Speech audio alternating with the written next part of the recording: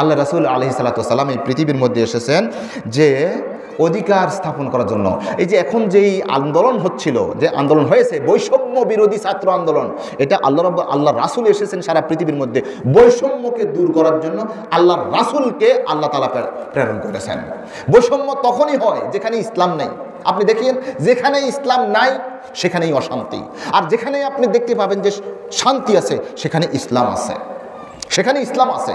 ইসলাম মানেই শান্তি, আর ইসলাম নাই মানেই সেখানে অশান্তি। আমি আজকে অধিকার নিয়ে কিছু আলোচনা করব। প্রথমে বলি যে আমরা ইমানদার না, এখানে যেনারা এসেছি আমরা ইমানদার তো, আমরা মুসলমান তো। একজন মুসলমানের কি অধিকার আরেকজন মুসলমানের উপর? প্রথমে এই কথাটা বলি। আল্লাহ রাসূল আলাইহিস সালাতু ওয়াস সালাম বলছেন যে লিল মুসলিমি আলাল মুসলিমি সিত্তুম বিল মারুফ। একজন মুসলমানের উপর আরেকজন মুসলমানের মোট 6টা অধিকার রয়েছে। কয়টা অধিকার রয়েছে? কয়টা অধিকার রয়েছে?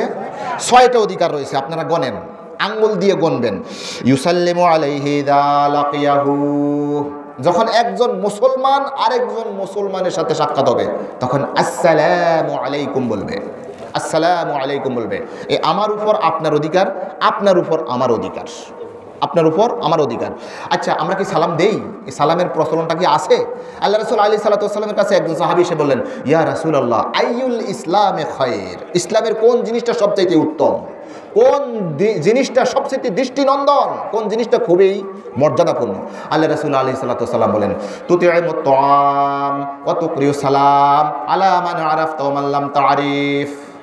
তুমি মুসলমান হলে হবে না, তোমার যে পকেট আছে এই পকেটকেও মুসলমান বানাইবা। তুমি মানুষকে খাদ্য খাওয়াইবা। এটা হচ্ছে ইসলামের সবচেয়ে উন্নত মানের একটা দিক। আর দ্বিতীয় দিকটা হচ্ছে ওয়াতুকরিউ সালামা আলা মান আরাফতা ওয়া মান লাম তারিফ। তুমি যাকে চিনো না সমানে সালাম দিবা। আফসুস সালামা বাইনাকুম, আফসুস সালামা বাইনাকুম।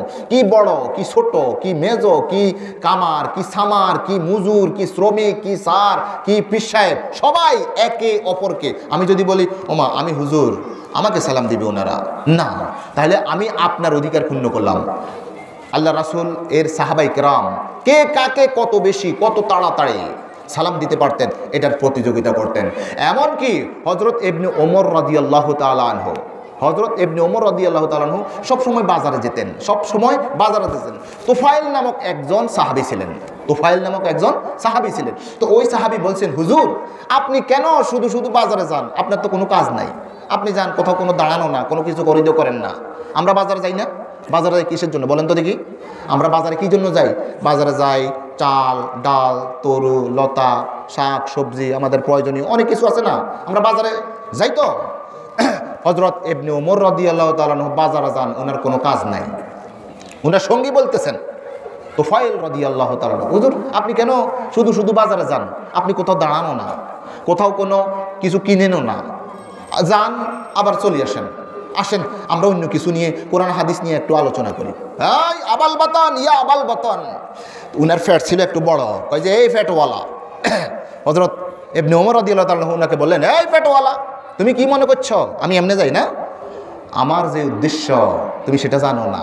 আমি যাই বাজার এই জন্য যাই, আমি যে এখানে বসে আছি এখানে কয়জন মানুষকে পাই? আমি তো মানুষ পাই না। আমি বাজারে যাই কি জন্য? বাজারে অনেক মানুষ থাকে, সেখানে আমি সালাম দেওয়ার জন্য। আমি সে পরকালীন সওয়াব আমার আমলনামার মধ্যে গাঁটটি বাঁধার জন্য আমি যাই বাজারের মধ্যে, শুধুমাত্র সালাম দেওয়ার জন্য। সাহাবায়ে কেরাম হযরত ইবনে ওমর রাদিয়াল্লাহু তাআলার মতো এত জলিলুল কদর সাহাবী, উনি বাজারে যাইতেন শুধুমাত্র সালাম দেওয়ার জন্য। বলুন না সুবহানাল্লাহ। আমরা একে অপরকে কি সালাম দেই? হ্যাঁ, আমরা অনেক মুরব্বীরা বলি এই ফোলাফাইন সব নষ্ট হয়ে গেছে। আরে হুজুর কি পড়ালেখা করান, কোনো সালাম নাই, কোনো কিছু নেই। আমি আপনাদেরকে একটা পরামর্শ দেব, যেই সকল ছোট ছোট ছেলে মেয়েরা আপনাকে সালাম দেয় না, আপনি হুজুরের কাছে অভিযোগ করেছেন, আমি আপনাকে একটা ওষুধ দেব, দেখবেন এর পরের দিন থেকে আপনাকে এমন কোনো কাচ্চা বাচ্চা ছোট ছোট ছেলেরা থাকবে না, মেয়েরা থাকবে না আপনাকে সালাম না দিছে। আপনি শুধু বলবেন, ওই যে রাস্তার মধ্যে কিছু ছোট ছোট ছেলে মেয়েরা খেলাধুলা করতেছে, আসসালামু আলাইকুম রাহমাতুল্লাহ, কেমন আছো? আপনি শুধু একদিন বলবেন, এর পরের দিন দেখবেন যে সালামের একবারে মানে বন্যা বয়ে যাবে। আমি চ্যালেঞ্জ দিলাম। আপনি মুরব্বী, তাদেরকে সালাম দেন নাই, আপনার দোষ হয়েছে। হ্যাঁ, ইউসাল্লিমু সগীরু আলাল কাবীর ওয়াল কাবীরু আলা সগীর। আল্লাহ রাসূল বলেছেন বড়রা ছোটদেরকে সালাম দিতে হবে, ছোটরা বড়দেরকে সালাম দিবে। হুজুর তার মুসল্লিদেরকে সালাম দিবে, মুসল্লিরা হুজুরদেরকে সালাম দিবে। এই আমলটাকে আমরা করতে পারবো? অনেক ওয়াজ শুনবেন, এই সালাম সালাম সালাম। একজন মুসলমানের উপর আরেকজন মুসলমানের যতগুলো অধিকার রয়েছে, কয়টা অধিকার বললাম? 6টা অধিকার। এই 6টা অধিকারের মধ্যে প্রথম অধিকার আল্লাহর রাসূলের ভাষায়, ইউসাল্লিমু আলাইহি ইযা লাকিয়াহু ওয়া ইউজিবুহু ইযা দাআহু। সে বিপদে আপদে হোক বা অন্য কোনো খাদ্য খাওয়ানোর জন্য হোক, তাকে যদি দাওয়াত করে, ওই ইউজিবুহু ইযা দাআহু, যখন তাকে দাওয়াত দেয় তখন সে দাওয়াতে সাড়া দিবে। এই বিপদের মধ্যে, ভাই আমি বিপদে পড়ছি, তোমরা আমাকে একটু সাহায্য করো, ব্যাস আপনি সেখানে তার সাহায্যে সাড়া দিলেন। ওয়াইউজিবুহু ইযা দাআহু, অথবা বলল ভাইজান আগামীকালকে আমাদের বাড়িতে একটু ডাল ভাতের ব্যবস্থা করেছি, এটাও তো দাওয়াত নাকি? বিপদে পড়েও দাওয়াত, আসুন ভাই আমাকে সাহায্য করুন, এটাও দাওয়াত। খাদ্য খাওয়ার জন্য এটা কি দাওয়াত? আমরা খাদ্য খাওয়ার জন্য আসি, যাই, কিন্তু যখন বিপদের মধ্যে পড়ি তখন আমাদের মধ্যে ওই আমলটা আর থাকে না। ওয়াইউজিবুহু ইযা দাআহু, 2 নম্বর যে অধিকার। 3 নম্বর অধিকার হচ্ছে ওয়ায়ুসাম্মিতুহু ইযা আতাসা, যখন একজন ব্যক্তি আলহামদুলিল্লাহ বলবে, যখন কি করবে? হাসি দিবে। হাসি দিয়ে কি বলতে হয় বলেন তো দেখি? আলহামদুলিল্লাহ। এটা যিনি শুনেছেন তিনি বলবেন কি?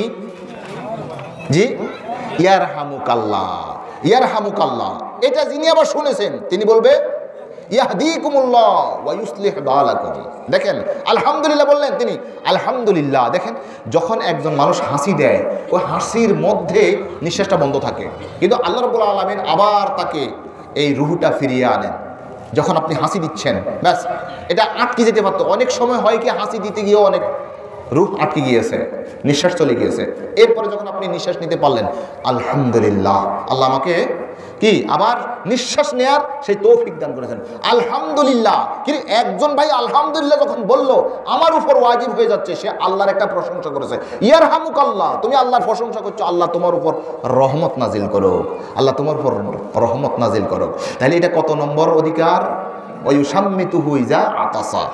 এরপর হচ্ছে ওয়ায়াউদুহু ইযা মারিদা, ওয়ায়াউদুহু ইযা মারিদা, যখন একজন ভাই অসুস্থ হয়ে যায় তখন তাকে কি করে? সেবা শুশ্রূষা করবে। এটা হচ্ছে একজন মুসলমান ভাইয়ের উপর আরেকজন মুসলমানের 6টা অধিকারের একটি গুরুত্বপূর্ণ অধিকার। সেটা কি বলেন তো দেখি? ওয়ায়াউদুহু ইযা মারিদা, যখন একজন ভাই অসুস্থ হয়ে যায় তখন ওই ভাইকে যাইয়া বলবে লা বাস তুহুর ইনশাআল্লাহ, না ইনশাআল্লাহ ভালো হয়ে যাবে, ভালো হয়ে যাবে। তাকে একটু সাহস দিয়ে আসবেন, নাকি? ধরুন এখানে একটা গাড়ি অ্যাক্সিডেন্ট হলো, গাড়ি অ্যাক্সিডেন্টের সাথে সাথেই কিছু মানুষ আছে শুধুমাত্র সোলাই কিভাবে নিবে এই জাতীয় মানসিকতার মধ্যে থাকে, ঠিক না? তো এটা কি ওয়ায়াউদুহু ইযা মারিজা, সে এখন যন্ত্রণায় কাতরাচ্ছে, সে মারা যাবে, এই মুহূর্তে আমি তার পকেটের মধ্যে কি আছে, তারপরে যে মোবাইল আছে, টাকা পয়সা আছে, এগুলো নিয়ে আমরা সোলাই বলে চলে গেলাম। এটা কি মুসলমানের অধিকার হইল? নাকি মুসলমানের উপর জুলুম করা হইল? সে একটা বিপদের মধ্যে পড়েছে, এখন তাকে কত তাড়াতাড়ি তাকে হাসপাতালের মধ্যে অথবা ব্যান্ডেজ করে দেয়া, কিভাবে ধরে রক্ত বন্ধ করে তাকে তাড়াতাড়ি ডাক্তারের কাছে নিয়ে যাওয়া, এটাই তো উচিত ছিল। আল্লাহ তাআলা কিয়ামতের ময়দানে অনেকগুলো প্রশ্ন করবেন। একটা প্রশ্ন হচ্ছে এই বান্দা, আমি রোগাক্রান্ত ছিলাম, তুমি আমার সেবা করো নাই। আমি রোগী ছিলাম, তুমি আমার সেবা করো নাই। তখন বান্দা বলবে, ইয়া রাব্বাল আলামিন, আপনি বিশ্বজাহানের প্রভু, আপনি মানুষের রোগ হইলে রোগগুলোকে আরো দূর করেন, আপনি আবার কোন দিন রোগাক্রান্ত হলেন, রোগী হইলেন যে আমরা আপনাকে সেবা করব? আল্লাহ, আমরা তো বুঝতেছি না। তখন আল্লাহ রাব্বুল আলামিন বলবেন, শুনো, তোমার পাশেই তোমার একজন বন্ধু, তোমার একজন ভাই, তোমার একজন প্রতিবেশী রোগাক্রান্ত ছিল, তুমি যদি তাকে সেবা করতে, তাহলে তাকে সেবা করতে না, আমাকে সেবা করছো। সুবহানাল্লাহ। তাহলে দেখেন, একজন ব্যক্তির রোগের সময় আপনি কি করবেন? তাকে একটু সেবা করবেন। এই সেবাটা মানুষকে সেবা হলো না, তার সেবা হলো, আল্লাহ তাআলার সেবা হলো। কত নম্বর বললাম? 4 নম্বর বললাম যে ওয়ায়াউদুহু ইযা মারিদা, যখন একজন ভাই অসুস্থ হয়ে যায় তখন তার কি?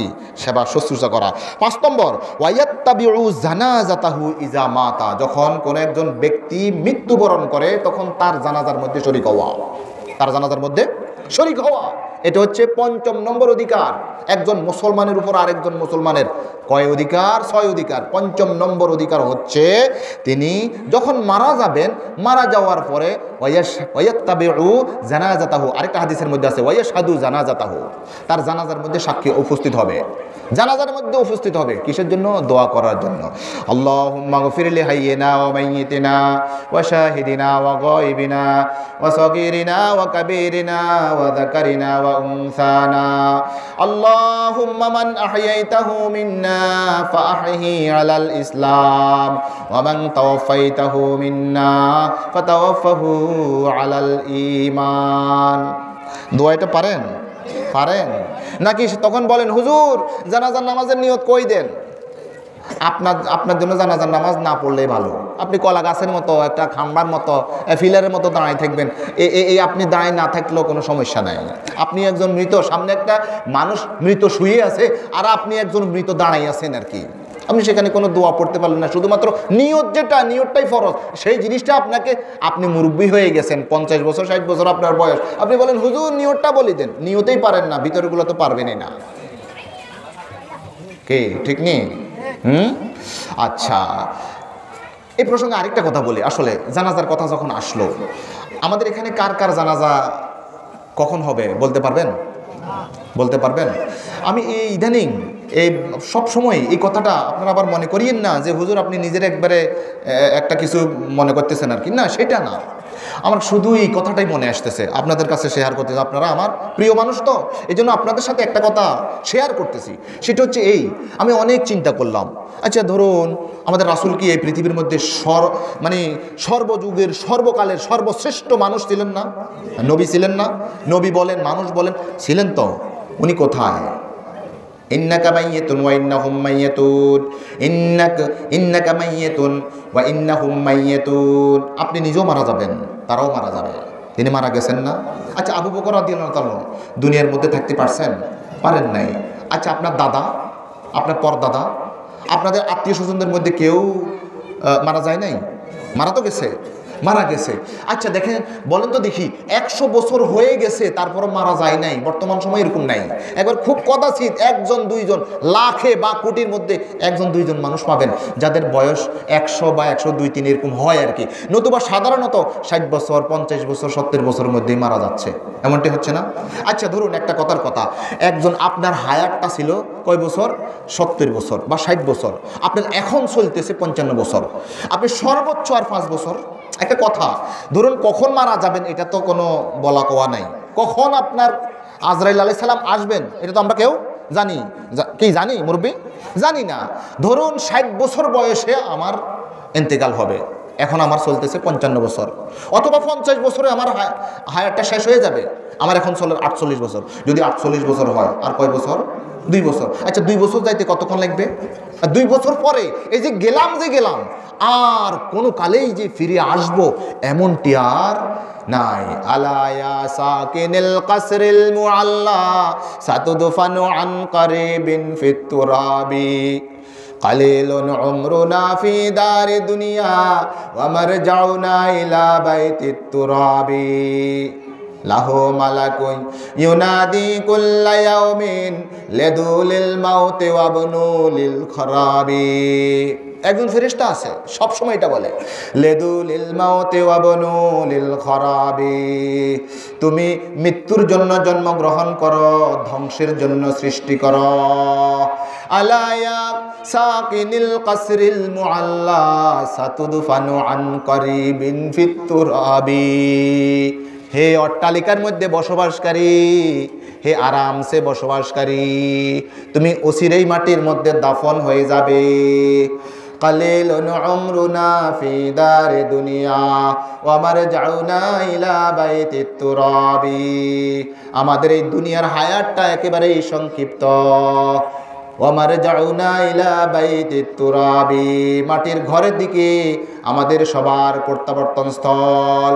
ওয়ালাউ আন্না ইদা মুতনা তুরিকনা লাকানাল মাউতু রাহাতান কুল্লা হাই ওয়ালাকিন্না ইদা মুতনা বুইসনা ওয়া নুসআলু বাদাহু আন কুল্লা শাই। যদি আমরা মারা গেলে যদি সারা হয়ে যেত, আর কোনো কিছু যদি না থাকতো, তাহলে প্রত্যেক জীবিত মানুষের জন্য মরে যাওয়াটাই ভালো ছিল। আমাদের যত বিপদ আপদ, মুসিবত, চিন্তা, পেরেশানি, টেনশান, দুঃখ, দুর্দশা, কত রকমের টেনশান আছে না, প্রত্যেক মানুষের জন্য মৃত্যুটাই ছিল জীবনের চাইতে, বেঁচে থাকার চাইতে উত্তম। ওয়ালাকিন্না ইযা মুতনা বুইসনা ওয়া নুসআলু বাদাহু আন কুল্লি শাই। অথচ প্রকৃত কথা হচ্ছে এই, আমরা মারা গেলে আমাদের প্রত্যেকটা কাজের হিসাব দিতে হবে। আচ্ছা, আমরা মৃত্যুকে ভয় পাই, আমি নিজেই মৃত্যুকে ভয় পাই। আমার মতো ভয় পানেওয়ালা এই কয়েকদিনের মধ্যে আমার এত মৃত্যুর কথা মনে আসতেছিল, বিশ্বাস করেন, আল্লাহর কসম করে বলছি।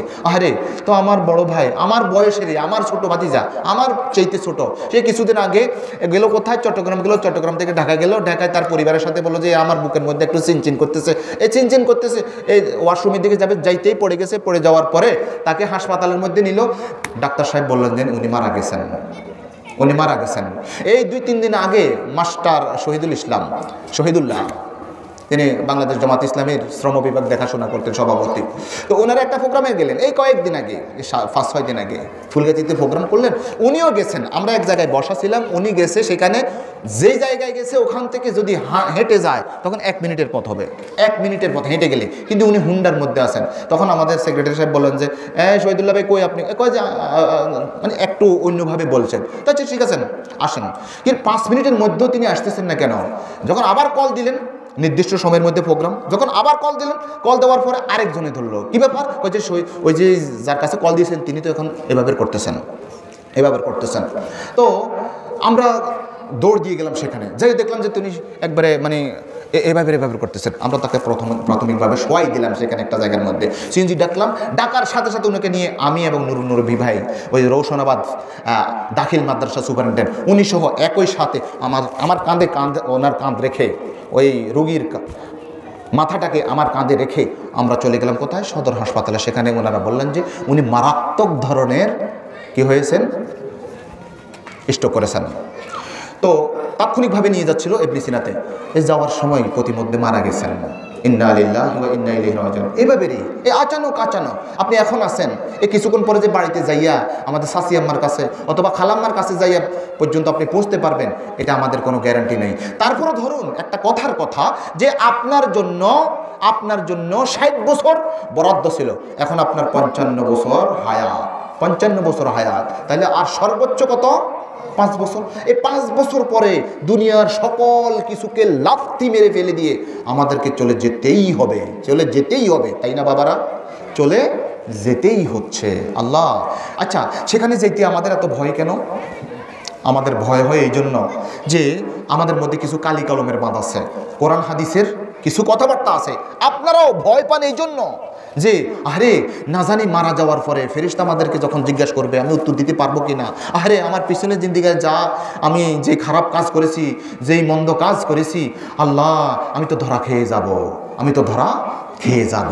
এই যে একটা মনের মধ্যে নিয়েই তো আমরা মৃত্যুকে ভয় পাই। কেন? এটা যদি না হতো, যদি আমাদের মনটা যদি সেভাবে হতো যে আমরা মারা গেলেই জান্নাতে, বা আমরা এখন যেই জায়গার মধ্যে আছি এর চাইতে আরও উন্নত মানের একটা জায়গার মধ্যে চলে যাব, এরকম হলে আমরা সবাই সেই জান্নাতে যাওয়ার জন্য আমরা আগ্রহী হতাম। কিন্তু আমাদের ওই যে দুনিয়ার হায়াতের মধ্যে অনেকগুলো আমরা কাজ করে ফেলেছি, অনেক খারাপ কাজ করে ফেলেছি, এই জন্য আর সেই দিকে যেতে আমাদের ভয় হয়।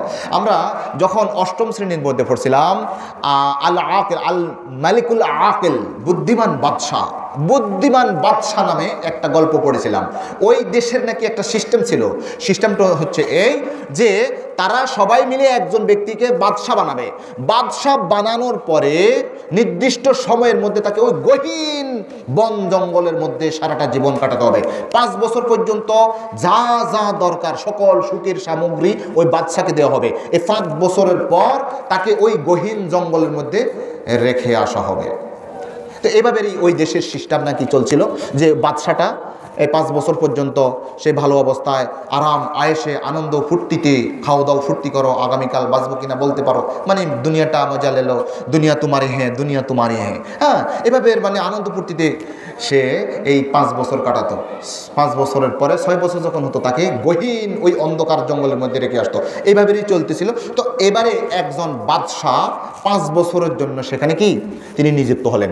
নিযুক্ত হওয়ার যেদিন নিযুক্ত হয়েছেন সেদিন থেকেই তিনার যে মন্ত্রী আছে, এমপি আছে, তারপরে তার যে সকল গোয়েন্দা বিভাগ আছে, তার যত কর্মচারী আছে সবাইকে বললেন, এই যাও এখন আমার ওখানে কি কি দরকার হবে, এখানে ঘরের দরকার হবে, একটা পুকুরের দরকার হবে, একটা রান্নাঘরের দরকার হবে, এই জিনিসের দরকার হবে, সেই জিনিসের দরকার হবে। যেদিন সে মানে বাদশাহী গ্রহণ করলো সেই দিন থেকেই লোকদেরকে সেখানে পাঠিয়ে ওই জায়গাটাকে আবাদ করলেন।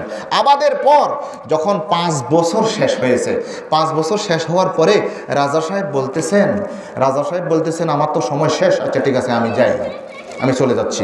এবার জনগণ বলল, না হুজুর আপনি যাওয়া লাগবে না, আপনি হচ্ছেন আল মালিকুল আকিল, আপনি হচ্ছেন বুদ্ধিমান বাদশাহ, আপনিই বুদ্ধিমান বাদশাহ, আপনি জানেন যে আমাকে সেখানে গহীন সেই বনের মধ্যে অন্ধকারের মধ্যে দীর্ঘ সময় কাটাতে হবে, আমাকে সেখানে যদি আলোকিত করতে হয় এখন থেকেই এই কাজটা করতে হবে।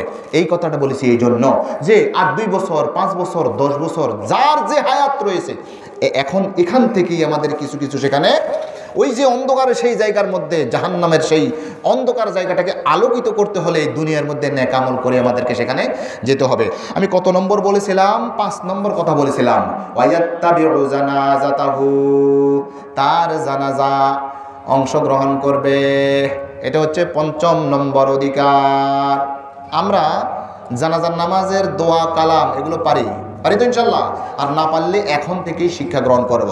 6 নম্বর হচ্ছে ওয়ায়ুহিব্বু লাহু মা ইউহিব্বু লিনাফসিহি, তার নিজের জন্য যেটা ভালোবাসবে আরেকজন মুসলমান ভাইয়ের জন্য সেটাই ভালোবাসবে। এটা হচ্ছে এই কয়টা অধিকার হইল? 6টা। আমি আমার নিজের জন্য যেটা ভালোবাসি আমার আরেকজন মুসলমানের জন্য সেটা ভালোবাসবো। আচ্ছা, কেউ আপনাকে গোস্তের মধ্যে 1 কিলো নাকি 1 কিলোর মধ্যে 900 গ্রাম বা 800 গ্রাম আপনাকে দিক, আপনি কি এটা ভালোবাসেন?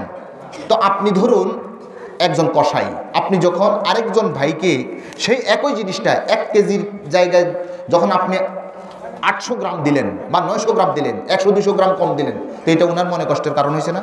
তাহলে উনি নিজের জন্য যেটা ভালোবাসে সেটা আরেকজন্য যেটা ভালোবাসলেন না, অথবা তিনি যেটা নিজের জন্য ভালোবাসে আরেকজন্য সেটা কি ভালোবাসলেন না।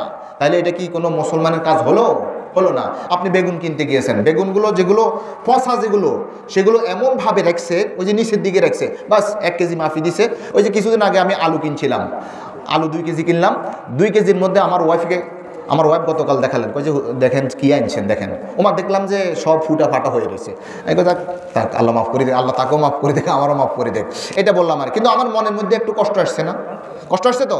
যিনি আমাকে এটা মাফি দিয়েছেন নিশ্চয়ই তিনি জানতেন আমি হয়তো সহজ সরলভাবে নিয়ে আসছি। হ্যাঁ, তাহলে আমার জন্য যেটা ভালোবাসা, আমি যেটা ভালোবাসি না আরেকজনের জন্য সেটা কিভাবে ভালোবাসবো? একজন মুসলমানের উপর আরেকজন মুসলমানের 6 নম্বর অধিকার হচ্ছে আপনি নিজে যেটা ভালোবাসেন সেটা আরেকজনের জন্য ভালোবাসতে হবে। আচ্ছা, আপনার একটা ষোড়শী একটা মেয়ে আছে, 16 বছরের একটা মেয়ে আছে, ওই মেয়ের বিয়ের জন্য ভালো একটা পাত্র এসেছে, একটা ঘর এসেছে।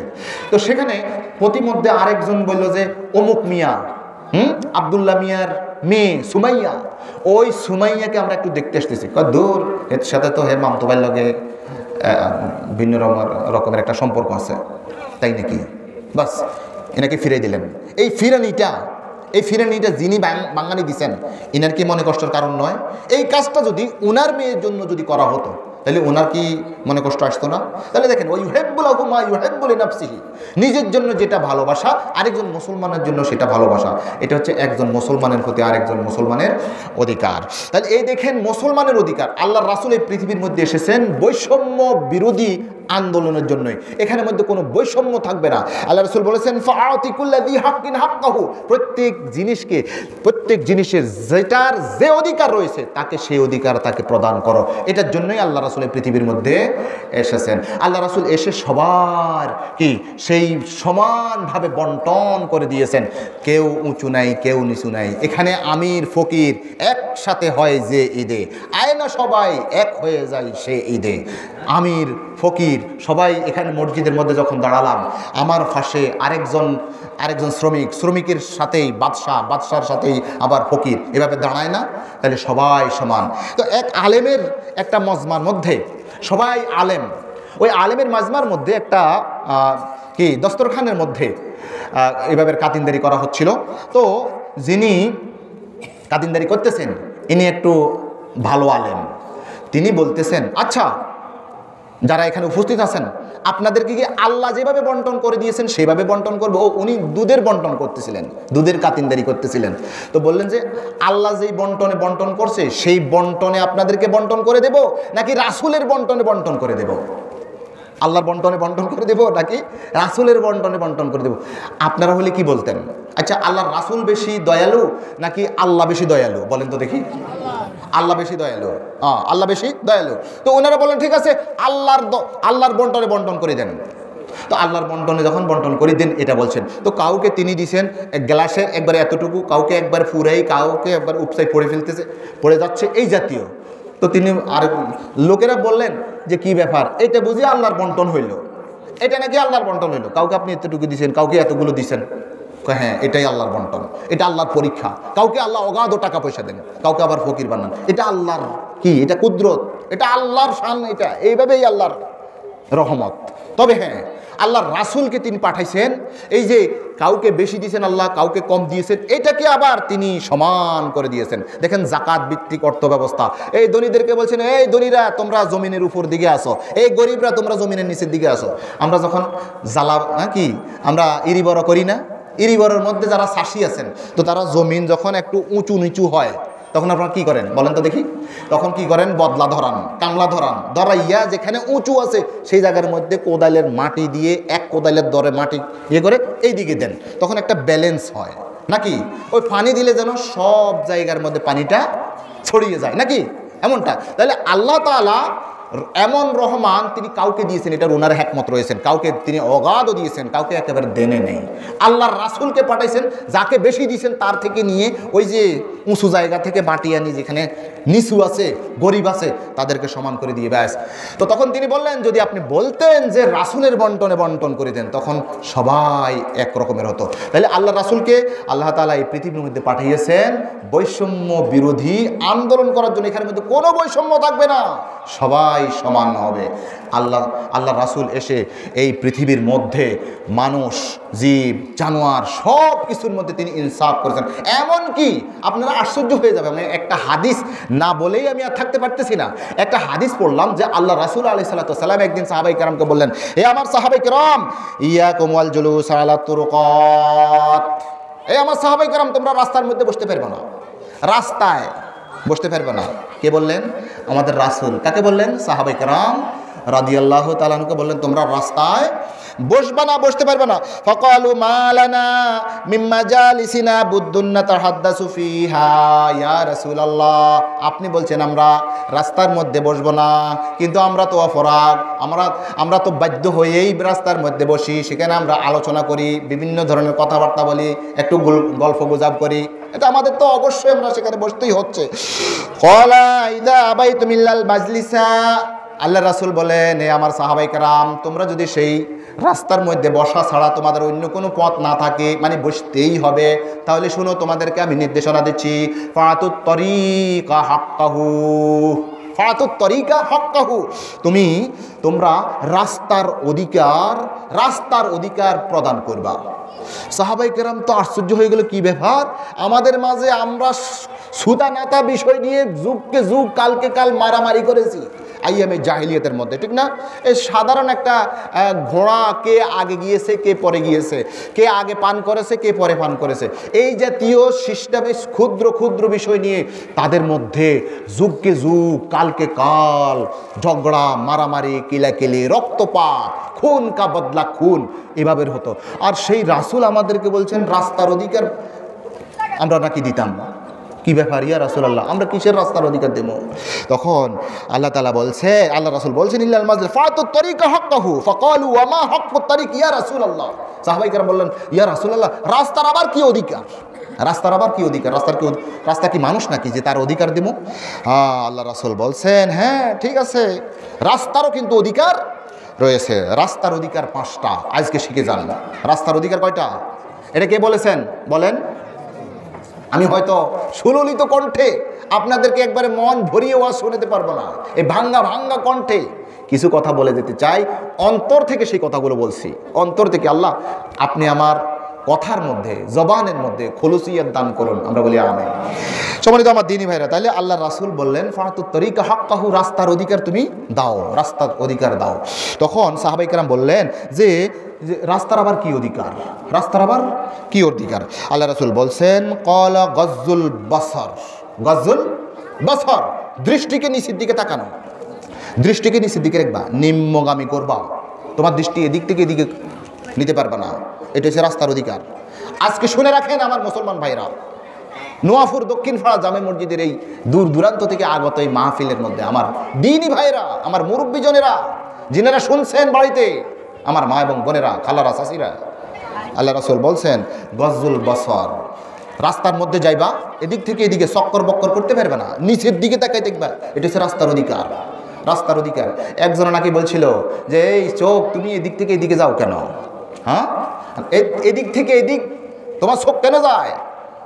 তখন সে বলল, চোখে নাকি বলছে যে আমি সুন্দর জিনিসের দিকে তাকানোই তো আমার ধর্ম, সুন্দর জিনিসের দিকে তাকানোই আমার ধর্ম।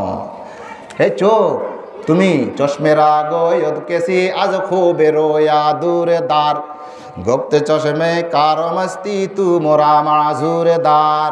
একজন ব্যক্তি বলল, এই চোখ, তুই এদিকে এদিকে সুন্দর জিনিসের দিকে তাকাস কেন?